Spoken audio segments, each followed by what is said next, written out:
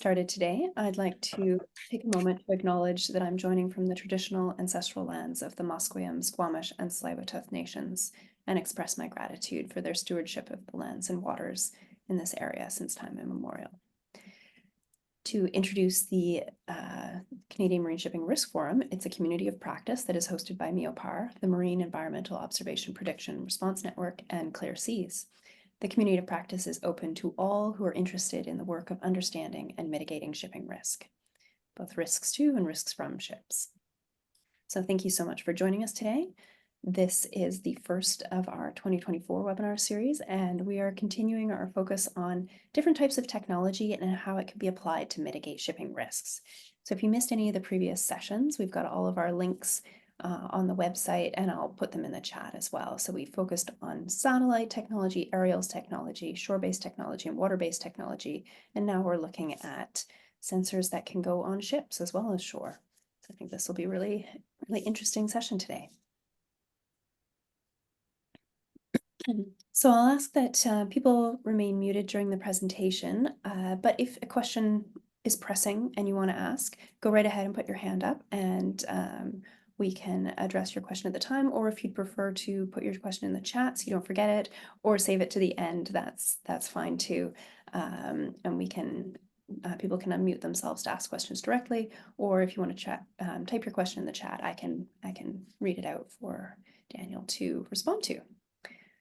So I would like to start off by introducing our speaker today.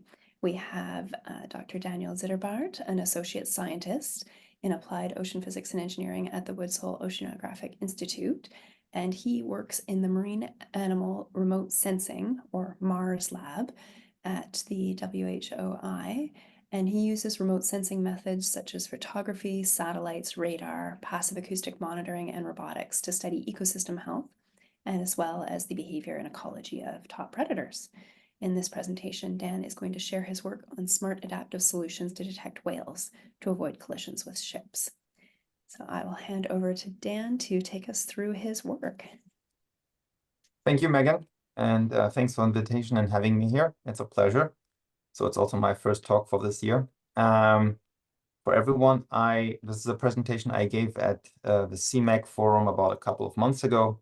And after that, Megan thought it might be a good, this might be a good community as well to hear that. So the title for today is From Coast to Coast, Increasing Whale Detection Capacity in the Canadian Atlantic and British Columbia Waters by Utilizing Thermal and vessel-based automatic detection and classification systems. This title is so convoluted because we use this technology mainly in collaboration with the Department of Fisheries and Oceans, as well as Transport Canada, for management applications along both coasts of Canada.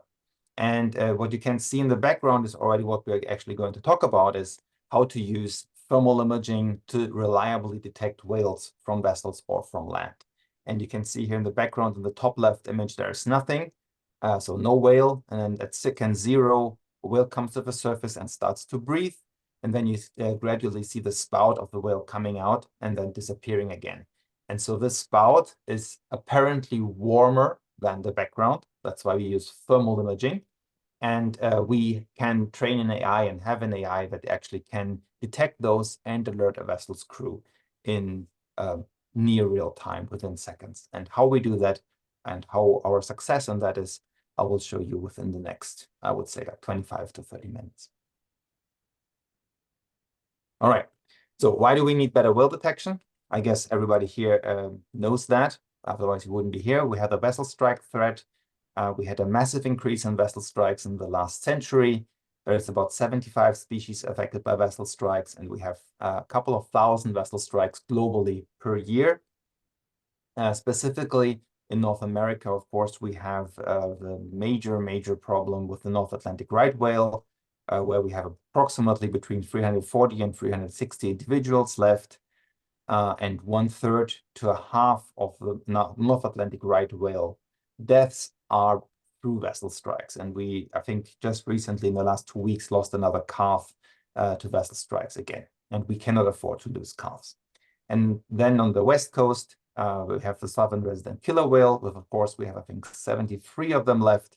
So they are high-risk species as well, which frequent waters with a lot of ship traffic.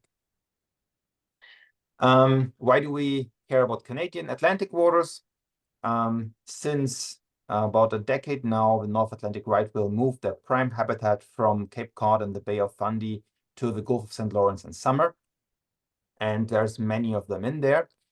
And you can see that while we find a lot of North Atlantic right whales when they are the Gulf of St. Lawrence, it's very elusive to us when they enter. And they most likely enter through Cabot Strait.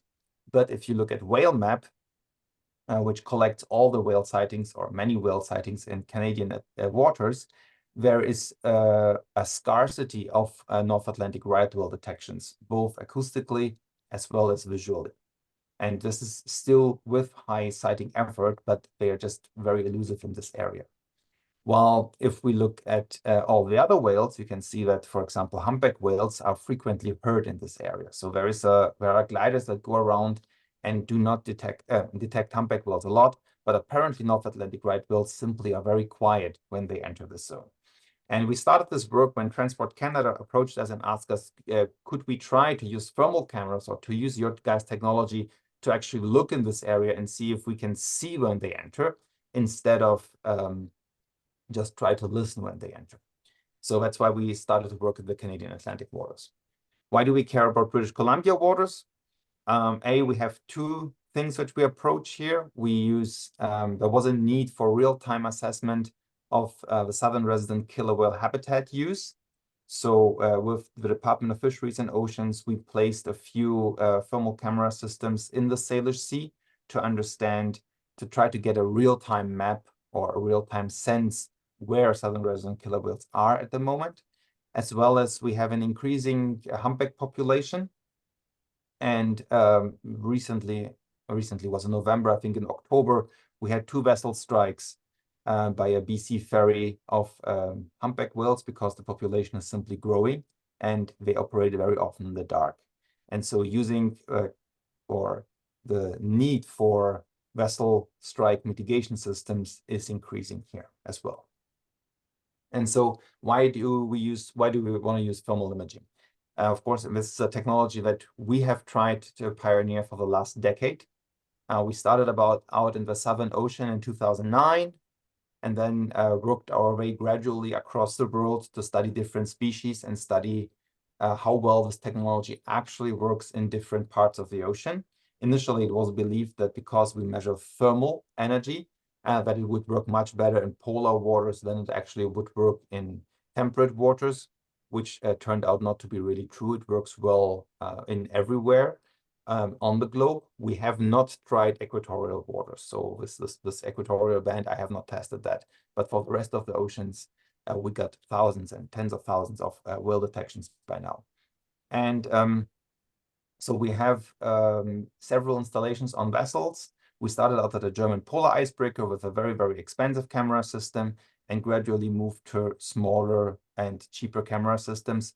And right now we have about 4 vessel installations, one on the Ocean Explorer, one on Bella des Ganges, which is a supply ferry that travels across the northern Gulf of St. Lawrence, and one on the Blue Petite here all the way on the right, which crosses the Cabot Strait. And I don't have this one here yet, but last week or 2 weeks ago, I installed one on an icebreaker, which goes from the Arctic to the Antarctic and back every year. And so we have one more vessel installation. We will have about 10 to 12 by the end of this year. So there's many more coming. Next to vessel installations, we have land-based installations. There's only one picture here. This is at a Carmona Light on Vancouver Island. Land-based installations, of course, have the benefit that the camera systems are much easier to handle. They don't have to be stabilized. And I go into this in a second.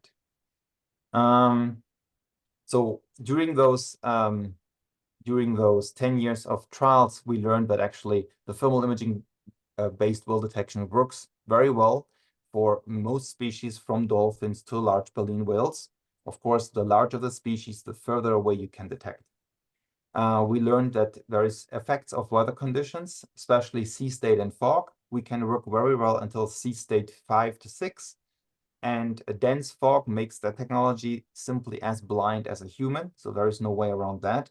But if the fog is light or if it haze, you still can see about 2 to 3 times further than a human. So while a human might be limited to 1 kilometer in slight haze of visibility, thermal imaging still can see it about 2 to 3 kilometers away because of the longer wavelength of the thermal compared to the visual radiation. You need larger droplets to scatter it with me scattering, and larger droplets mean you will need denser fog.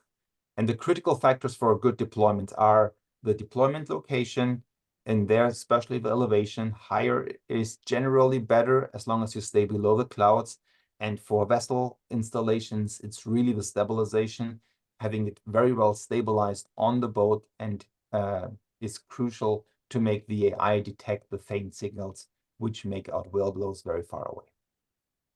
And let's take a step back. What do we need to achieve if we want to go for vessel strike mitigation? There's many parameters involved here, which basically are all about the vessel itself. Critical is, the speed. How fast is a vessel? The reaction time. How fast can I react if I will be alerted by a whale detection ahead of me? And the reliable detection range. How far can I actually detect a whale? And of course, if it's effective or not depends on all those factors. So we made an agent-based model to study that and to study the effectiveness of the theoretical effectiveness of our mitigation systems.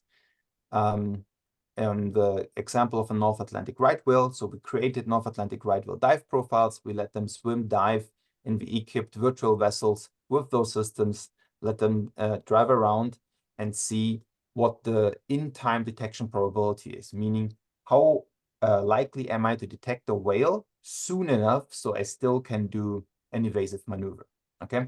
And of course, if my vessel is fast, then I need to detect it much further out because I need more time, or because I traverse the distance between me and the whale very fast. Well, if I'm slow, I can detect the whale actually closer by.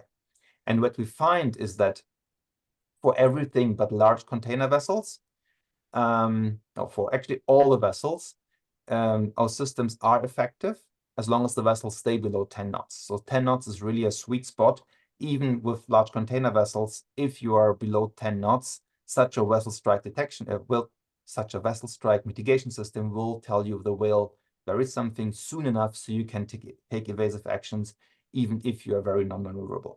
If you go faster than 10 knots, then it becomes not effective anymore for large container vessels or super tankers. They are simply too unmaneuverable. It stays effective for all the other vessel classes, from yachts to ferries, because they usually can change their course pretty fast or slow down pretty fast. We are working on methods for container vessels, and we actually have our first 3 deployments on container vessels within the next 2 months.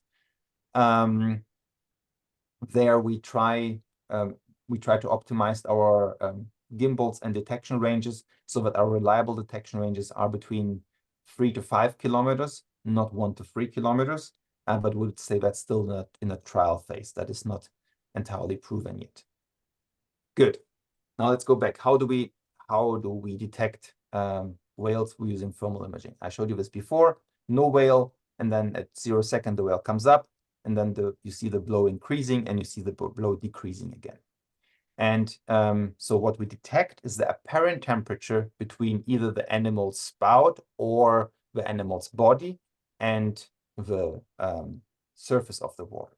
And we only detect the animal at the surface level. So there's no way to detect it underwater, okay? We only detect it when it's at the surface. So it really, it's very important to understand that the availability bias here is very different from, of a detection bias, both very different from passive acoustic monitoring. While passive acoustic monitoring usually detects the animal when it's underwater and vocalizing, we only detect the animal when it's at the surface and breathing or breaching or getting, showing body parts outside of the surface. And of course, the aim is to detect the animal before it enters in this possible whale strike zone, so the vessel still can do an evasive action. Now let's look at an example. Here, that's a video on the left, and I'll let it play a few times, and you'll please look inside the blue circle. That's what you see, those few white pixels coming up. That's a whale blow, okay? This is an example within, which is about 4.7 kilometers away. And you can see the same example in the stills images on the right.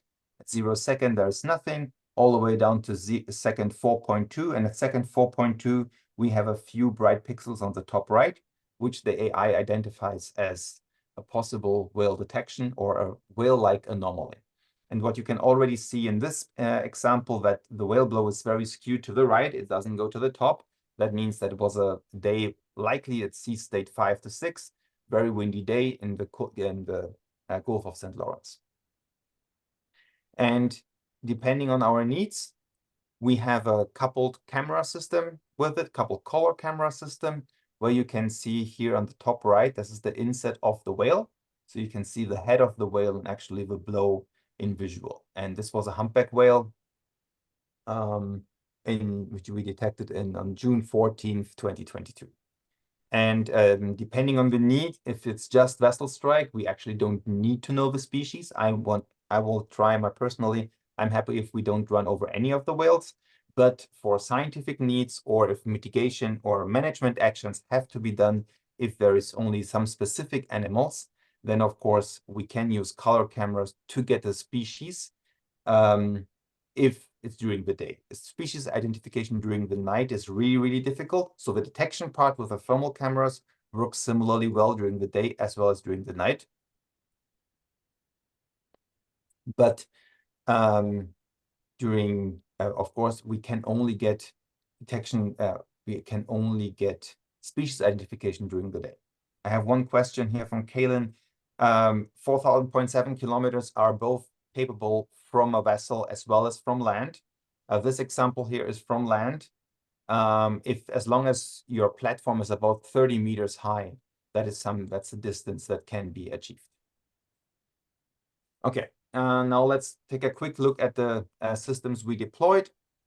We have deployed 4 camera systems along the Cabot Strait, one in Cape North on a Coast Guard communications tower, 2 in St. Paul Island. St. Paul Island has a deserted lighthouse. You can see our 2 tiny cameras, which we put one on each side of the lighthouse to look on both directions. This one is powered by solar panels. This is still a lot of solar panels because when we did this installation 3 years ago, we were still running normal PCs. Now we switched to single board computers, so our power requirements are much less, about around 60 watts all the time. And then one on Cape Ray Lighthouse. Here next to this Forkhorn Lighthouse house, we have 2 of our camera systems. And it's actually a very interesting site because everybody said, oh, Newfoundland area, we don't really care. There is very few whales up here. Most of them are on the Cape North or on the Nova Scotia side. And it actually turned out that we have most of our whale detections on the Cape Ray area. And this area just off Newfoundland is incredibly active. Not with North Atlantic right whales, but with baleen whales in general. On the British Columbia side, I think right now we operate around 7 different systems. One out of here in Carmanalite. This is a wonderful location, about 50 meters high. We get whales up to 13 kilometers distance. This is what you see here on the bottom right. And then we have 3 on Galliano Island, overlooking Active Pass. Active Pass is very, very frequented by southern resident killer whales as well as by ferries.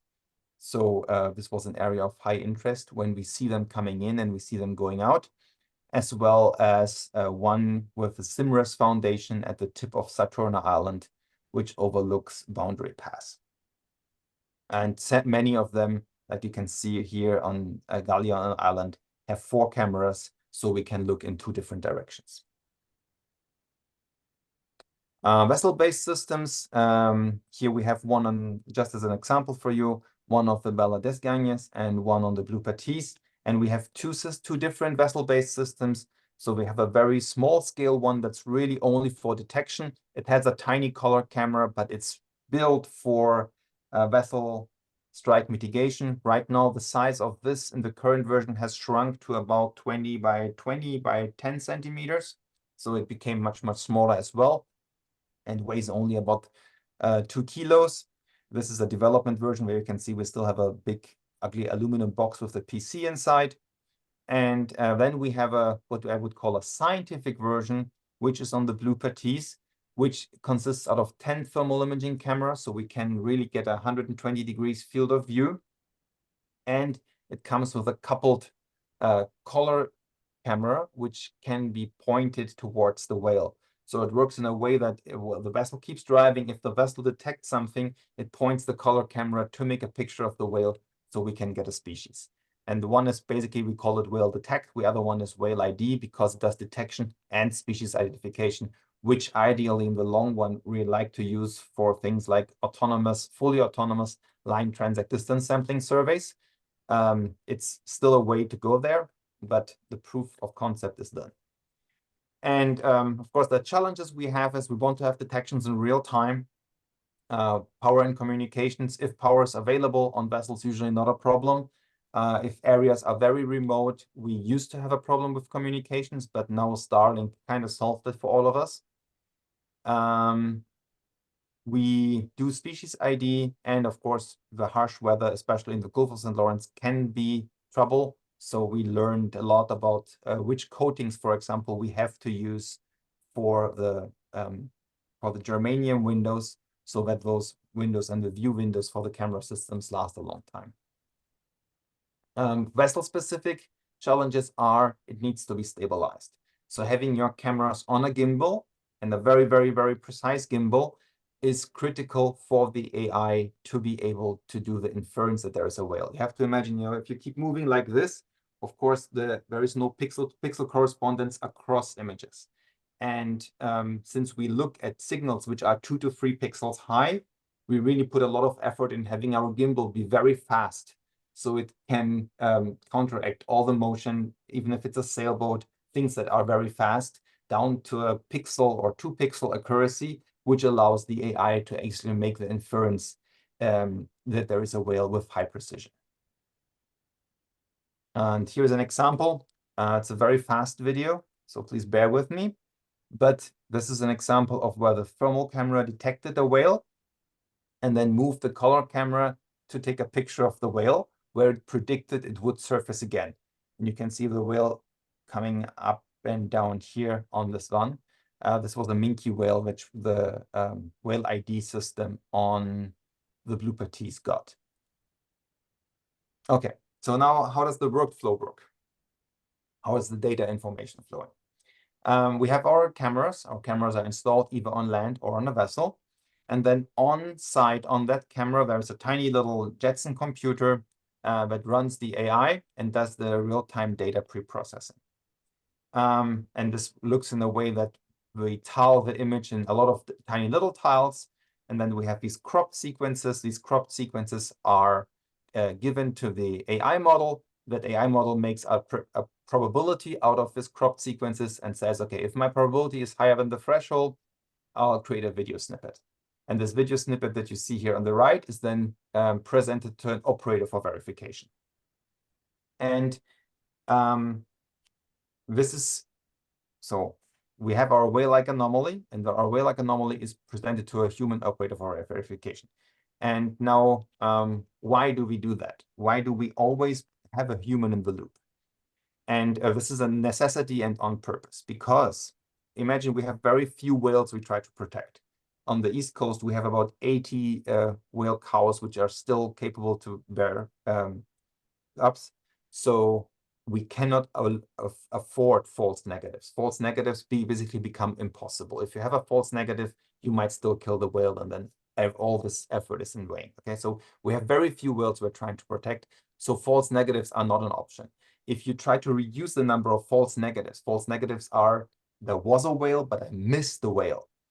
Then you need to run your probability thresholds of stuff which you accept as being a whale-like anomaly really low. Okay, so we need to reduce our thresholds to very low numbers.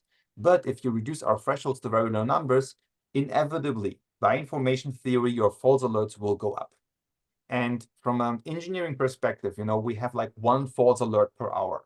We think, oh, that's an amazing number. A captain thinks 1 false alert per hour is an incredibly high number. And if you present them 1 false alert per hour, they will throw your system overboard within a week. So that doesn't work. So for all the vessel's crews, such high false alert rates of 1 per hour is way too much. That's what we did. And what we put a lot of energy in is try to come up with a way how we can do a very fast, real-time human verification that actually works within 20 seconds. So if we go back to our workflow, what happens is the machine detects something.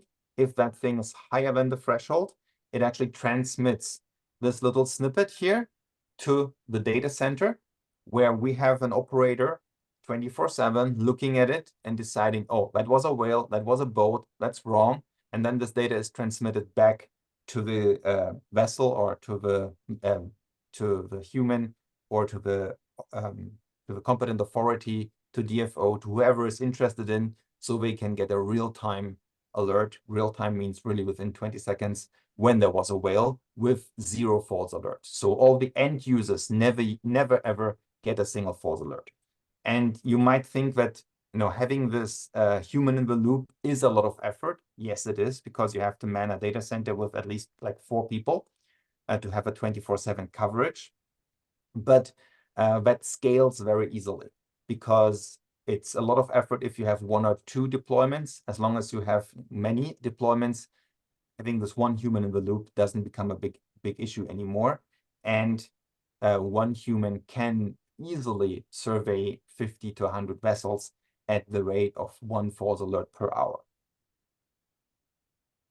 So the human gets presented those signals and then makes the decision. The real-time notification goes back to the vessel, and the vessel can actually take mitigation measures like slowing down or take an evasive action. And of course, the other benefits of this is we always know if our detections were true and false alerts. So this goes straight back into the AI, which is retrained, I think, right now on a weekly basis. So every week we use all the true and false alerts we got and we add them to the data model. So the model gets better over time, which is critical for new installations, especially. Once a vessel has been running for a month or a year, the vessel is very well trained, but all vessels have different characteristics. Sometimes they have antennas poking in. Sometimes they have vibrations we cannot fully counteract. So those create false alerts. But because we get the human in the loop and because we get the feedback of true and false positives, all those false alerts get trained into the model for the individual vessels. So after about a month, where the false alert rate for each of the vessels goes really, really down. And the other thing that, of course, can be done at the same point is that this information can be fed into existing dynamic management platforms like RASP. RAS is the Rail Alert Report System on the BC coast, which we are talking to right now, I think. And we have 2 of our systems should go as a trial into their system within the next month. And then in the end, when the human verification was done, what the vessel gets presented is one of those little snippets, which they tells them how far it is and what bearing relative to the vessel it is on a little iPad. We are not that far yet that the systems can be used and the data can be disseminated through AIS. Getting anything into the AIS systems or into the navigation systems of vessels is so much certification effort that as an academic institution, we couldn't do that. Good. And let's look at some of the examples. So here we have humpback whales on the top. You can see the animal came out of the surface. There was a whale blow and then it dove. This is what the thermal camera saw on the left. This is what the color camera got of it. There's a little video on the right. We have minke whales in the center here. Oh no, yeah, this is killer whale, sorry. And we have a minke whale all the way on the bottom. And then sometimes we detect stuff which is actually not necessarily a marine mammal. So we still have a marine mammal, white-beaked dolphin here on the left. The dolphin was in 1,300 meters distance. Sometimes we get tuna, depending on the season, we get a lot of tuna in 1.7 kilometers distance. You see the tuna jumping here. And we even get like basking sharks. This guy's on its side, sticking out of the water and can be detected. So overall, we can look at now, let's take a look at performance. How well does it actually work? And you can see we create these performance maps. These are mostly useful for the land-based locations. And green tells you when did we detect something. White tells you when we did not detect something. And if it's completely white, the system was offline. So you can see that our Newfoundland installation on Cape Ray was online, except for 3 days when there was a power outage. So that ran through all the time. In St. Paul, the system is solar-based. So between November and April, actually between November and February, we didn't have enough sun. And then piece broke, so we had to go back in April and repair it. But you see that we get basically detections in, for example, in Newfoundland and Cape Ray almost all day, every day. On the vessels, we have less detections because we look at, likely because they drive in areas with where less animals go around. But you can see that our uptimes are pretty okay. Those white areas are either winter when it's turned off or when the vessels are in port.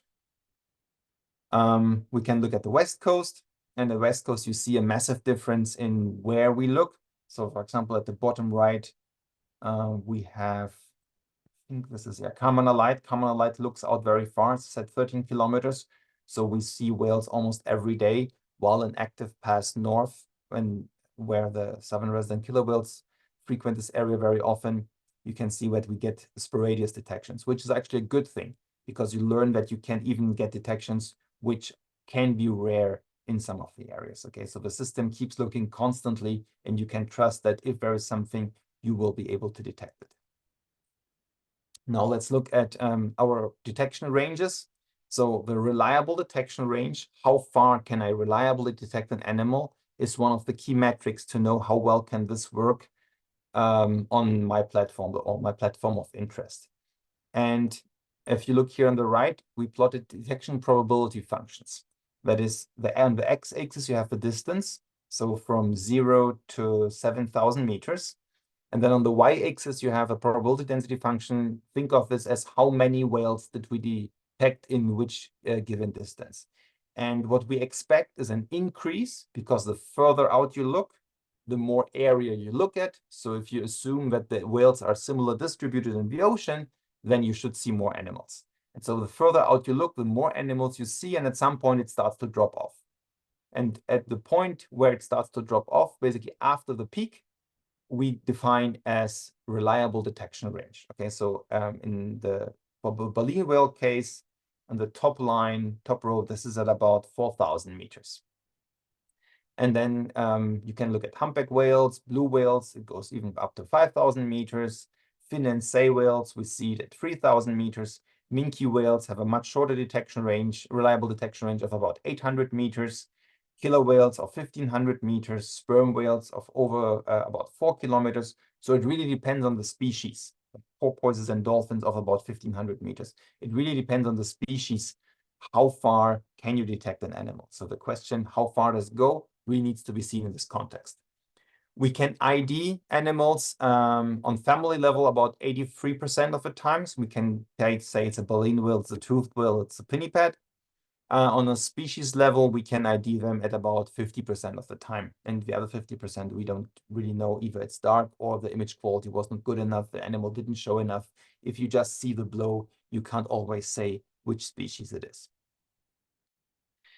We can look at our overall performance metrics. So we have 1, 2, 3, 4, 5, 6, 7, 8, 9 systems which we analyzed in here. Overall, it produced 14,491 whale detections. You can see that we have one in Cape North with only one whale detection.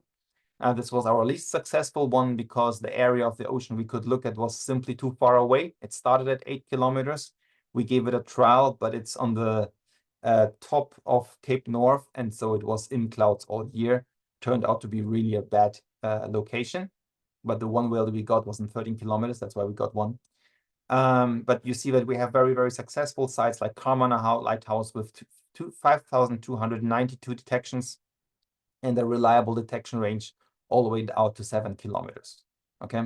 Overall, we operated now 12 years. If I sum up all the days it actually worked is about 4,400 days. And out of those, the days with detection is about 56% of all the days we had detections across. No, sorry, let me go back. The ratio of the days here tells us in how many of those days did we have a detection, a positive whale detection or not.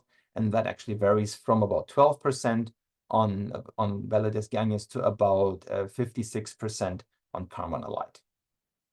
And the others one I already told you. Good. Now I did not talk about North Atlantic right whales a lot because unfortunately we did not have a single unambiguous North Atlantic right whale detection to this date. And why is that? Number one, very, very few. Okay, there's like 360, so detecting them is really hard. We need to increase our observation time. We will have a second year in the Gulf, in the Cabot Strait this year to see if we can actually detect one.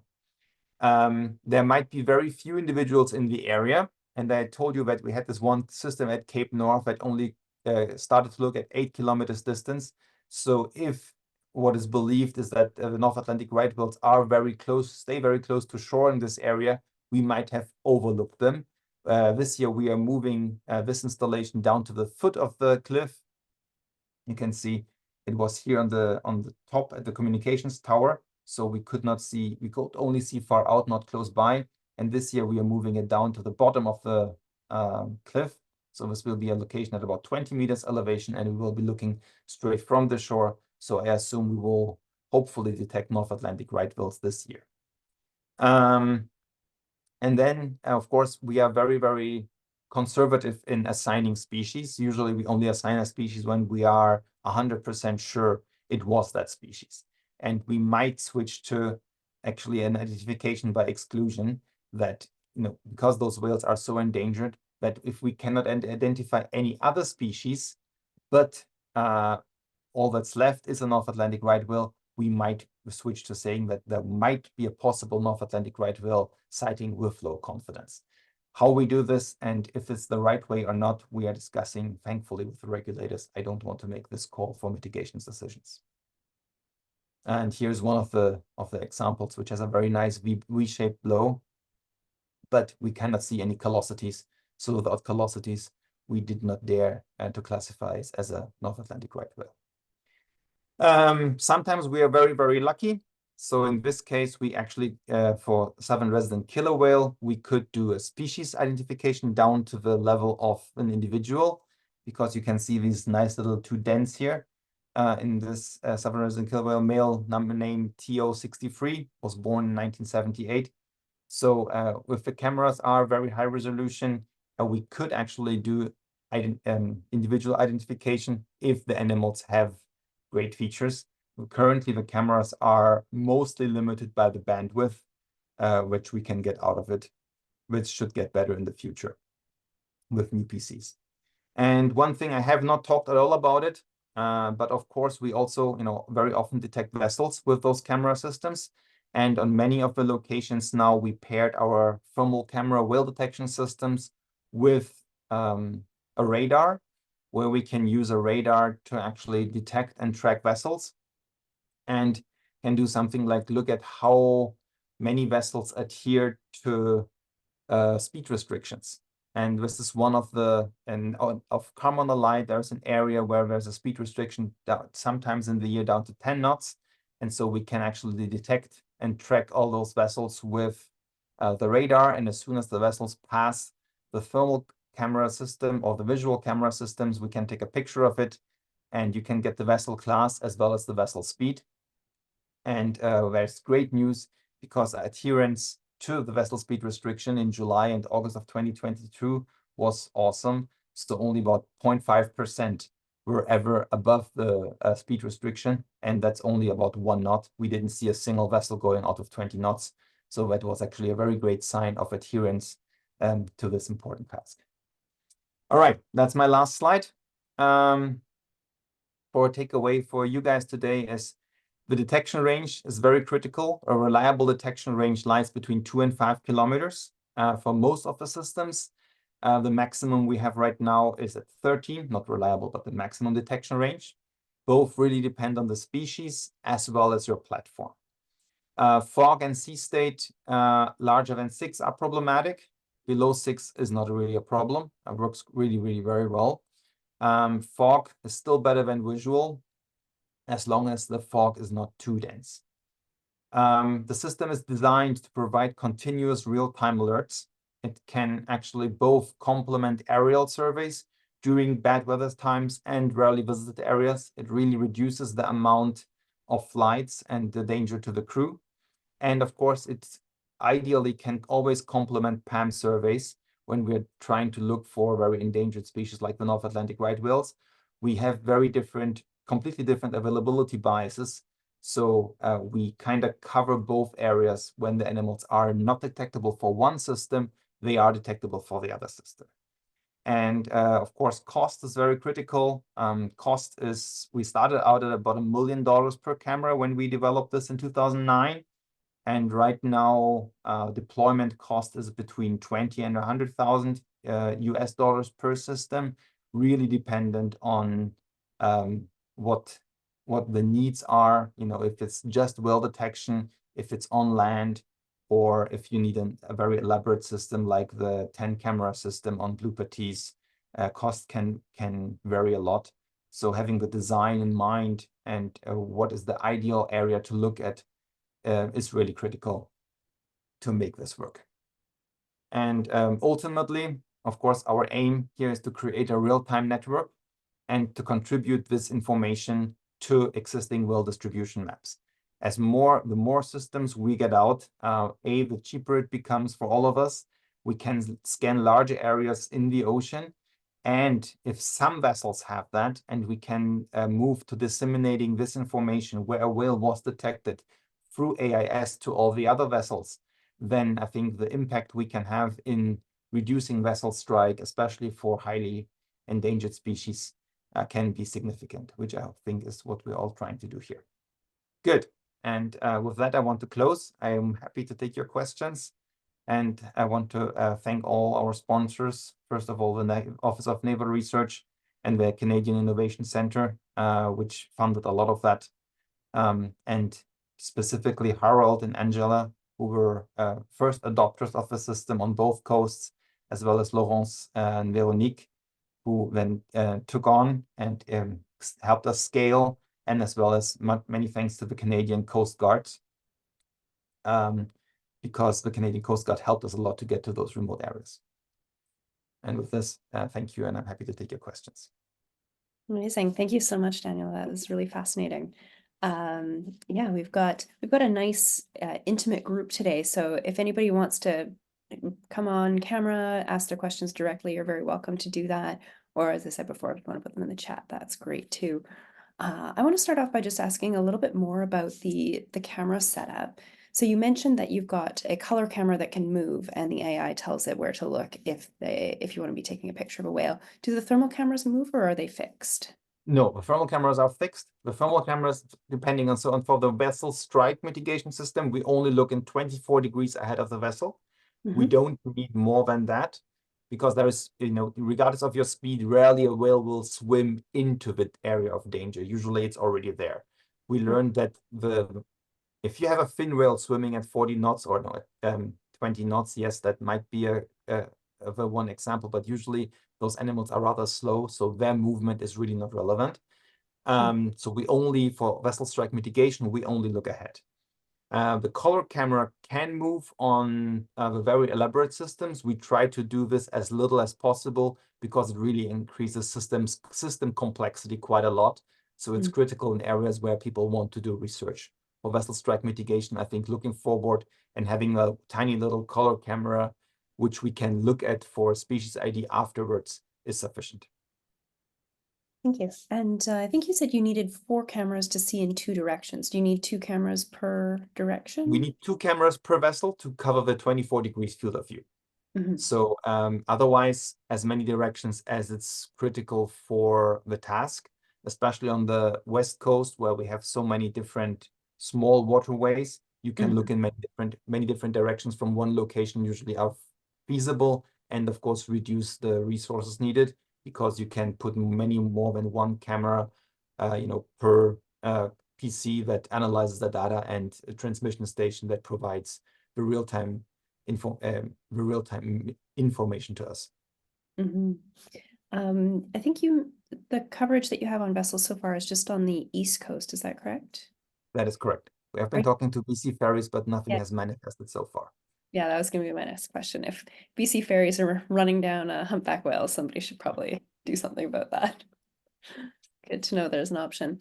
Um, so you mentioned in closing that it could be very interesting to be able to communicate this information to other ships. So let's say you've got a ship that's got the cameras on it, it's looking out, it spots a whale. Could it communicate to other vessels in the vicinity, hey, there's a whale here? And you said that that's a bit challenging. Can you talk a little bit more about what might need to happen in order for So that? that's challenging depending on the system you want to use. If you use, a cloud-based system like the Whale Alert Report system, then it's actually not challenging. All our data is in the cloud and it can be disseminated to any vessel that uses any of those app-based systems.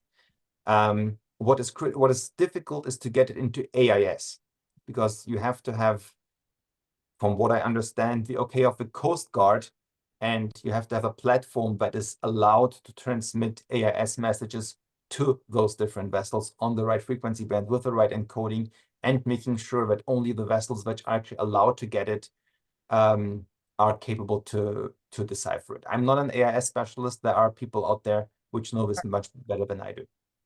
Yeah, we've actually featured some of those people in previous webinars, and it's AIS is quite complex. Have you talked to Coast Guard at all about using their marine traffic and communication services? We are Facilities? talking to the US Coast Guard on the West Coast.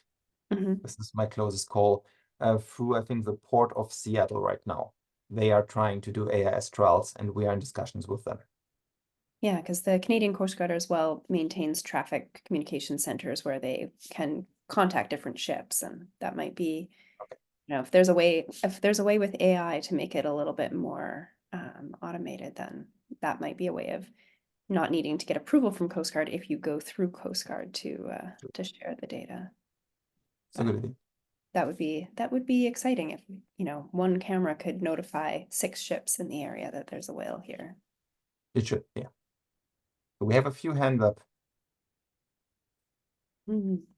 I wanted to ask also about, you mentioned that in the future you're hoping you might be able to do transect surveys, and that would be, I guess, like looking species counting or Yes. numbers counting.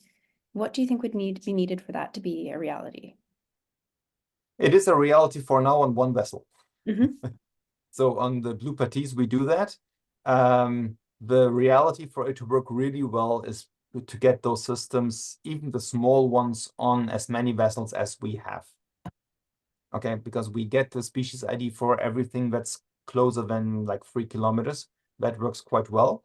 Mhm. And so simply getting the numbers up on where animals are sighted will help to do line transects much better. Yeah, the more sightings you have, the more Yeah. spots on your graph, and work out where they are and possibly even who they are, although that sounds tricky with the North Atlantic right whales. I guess they just they're so low to the surface, they don't really have much in the way of fins No, you or, have to see their head really well. yeah, which is hard if they're diving. Samuel has his hand up. Oh, Let's go yeah, ahead and ask Samuel. Can you hear me? go ahead. Yes. Oh, perfect. Trying to turn on my camera. But anyways, thank you, Danielle, for the presentation. It's fascinating work and very promising technology. I think you've already kind of answered my question kind of piecemeal, but I'm curious to know like what your thoughts are on commercializing this sort of technology in the future, mostly for like smaller boats. So I did see like in your first couple slides, you had one vessel. I think it was a NOAA research vessel, so a relatively small one compared to the larger commercial vessels.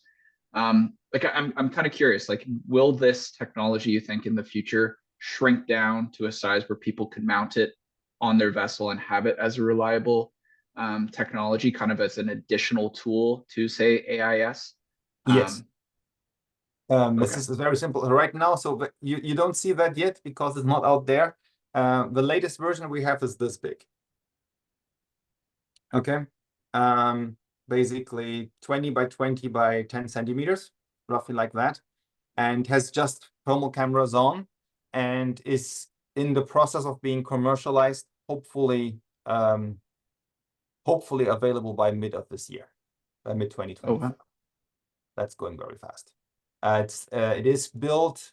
The latest version is also built for sailing vessels because there's a huge push from the sailing racing community. So it can go for rolls up to 30 degrees. That works quite well too. We adapted it for higher rolls. Big vessels don't need the high roll, but small vessels need that very high roll. And again, I think critically is really the dissemination. The more vessels have that, the better we can disseminate to other vessels, and the higher our global concurrent ocean coverage becomes. So the more we look at ocean and we look at the same time, the more we will be able to alert everyone out there where the few endangered animals are. It's very exciting to hear. Thank you. Thank you. Okay, we have two more questions here from Gina in the chat. Ask, would this work for icebergs? You mean to detect icebergs? Yes, works quite well. Icebergs are, we just now deployed on one vessel in the Antarctic, Commandant Charcot. And there we get many false alerts from icebergs as well as ice floats. Icebergs very often, if they have been underwater a lot, they are really deep dark, when we call them growlers. If they are on the surface, big icebergs, then you usually can use the radar. You don't need the thermal for that. So you need the thermal really for those which are just lurking under the surface. And we are training the models for those because for me, they are mostly a false alert. But if anyone wants, of course, to get icebergs instead of only whales, that could be done as well. We can, in a simple matrix, decide which classes the individual vessels get notified of. You can be notified of birds because we classified every single bird as a bird, and the machine also puts out birds. Usually we put birds into the false alert class, but could be in the true alert class for you, as well as it could be for icebergs. And Emily had another question. Ooh. Emily had a question a little bit higher earlier, wondering about real-time alert to ships nearby for land-based stations. And yes, I mean, that's what the Whale Alert Report System is trying to do. So we are not trying to reinvent the wheel and provide an alert system. I think there are many groups out there who do alert systems in their local respective regions, and they have the local knowledge how that's done best. So we work basically in the background to provide them with real-time alerts, which then can be disseminated directly to their respective communities. yeah, so just that's already happening. Putting more data into the systems that already exist. Yes, exactly. And our last question, I think, here is from Kaylin, wondering if you could do a VHF broadcast instead of AIS. Hey, Kaylin. Hey, Kaylin. That was more of a musing maybe than a question, just for getting the word out from a land-based station if you're not able to access AIS from those stations. So I don't, You mean a VHF on a specific channel where somebody kind of talks, there is a whale here? Yeah, it'd be quite manual. I mean, if there is the weather station, maybe we could make a whale station too. I mean, honestly, I think that's mostly a regulatory problem. This is not a technological problem from a solution perspective. It's really a regulatory problem. Exactly. And I had a whale question as well. So you had said you saw a V-shaped blow, but you couldn't say definitively that it was a North Atlantic right whale. What else could it be in that area? Because I would have thought that would be a North Atlantic right whale for sure. Yes. You have very few with such V-shaped blows. That is true. But our DFO colleagues said that for them it would not be enough. Okay, I think interesting. on a good day, a sail whale could be like that too. I'm not the expert on that side. So this is my prime example, which we transmitted to them and said, oh, this really, from everything I know, really looks like a North Atlantic right whale from the blow I get. And it was decided that it's still too not unambiguously identifiable. And of course, if you want to make a mitigation call and say every ships have to go 10 knots from now on, we have to be sure, and we have to be very, very conservative in our approach. Yeah, and then once the slowdown is activated, if a whale is spotted, then I think it's in effect for 2 weeks. So I understand they would want to be Of sure, course, but at I the same understand that time, too. there really aren't that many of them. Thank you. And so you've found that the slowing down to 10 knots is really makes it more effective for ships to be able to see a whale in time. If The they've got, slowing down to 10 knots makes our current reliable detection ranges enough for large vessels to react. Mhm. This is critical. For smaller vessels, sailing vessels, yachts, ferries, They they can turn much basically can quicker. go faster than that. For large vessels, really the 10 knots is a critical point.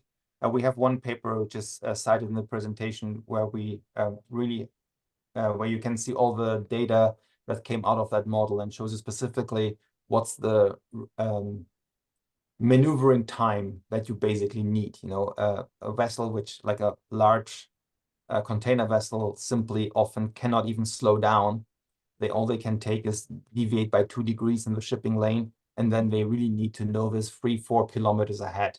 And in good conditions, they will get it in 3-4 kilometers. But with the current systems, we cannot promise 3 to 4 kilometers of reliable detection range. Reliable really means we still get every single blow in that range. Keep that in mind. Whereas whale blows detected way further out, just not always all of them. Yeah, you might see it, you might not. Yes. All right, I think we'll give our last question to Kaylin. I just had one more. I was wondering if you were working at all with the gliders, like the underwater gliders that are detecting North Atlantic right whales for Transport Canada.